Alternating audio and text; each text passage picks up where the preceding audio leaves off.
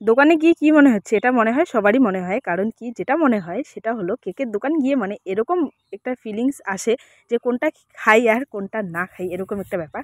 তো আমি চলে গেছিলাম। আর এই ভিডিওটা প্রায় অনেক দিনের, প্রায় ঠান্ডার দিনের ভিডিওটা। এখন তো গরম দিন চলে এসেছে।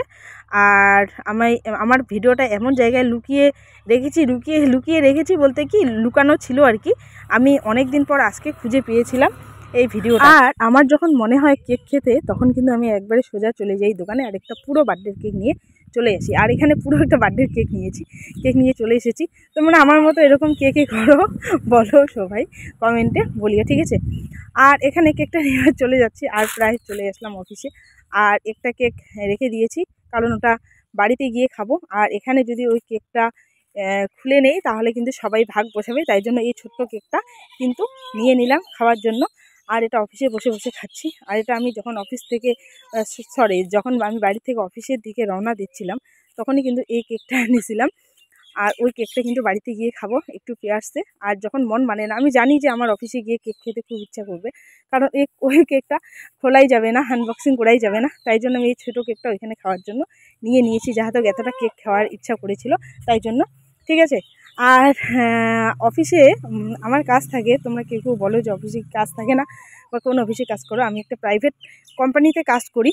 তো এটা আমি আগেও অনেকগুলো ভিডিওতে বলেছিলাম। আর তোমরা আগেও কিন্তু আমাকে অনেকগুলা ভিডিওতে বলেছিলে যে তুমি মানে তুমি কিসের চাকরি করো, বা কোথায় চাকরি করো, তোমার কিসের অফিস, এরকম তোমরা অনেকেই কিন্তু অনেক প্রশ্ন করেছিলে।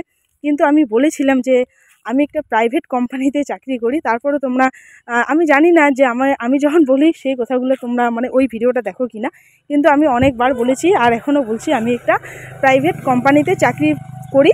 সে কাজ ছোট হোক বা বড় হোক, আমার কাছে যেটা মনে হয় যে কাজটাই সবার আগে নিজে আমি উপার্জন করতে পারি, এটাই আমার কাছে অনেক।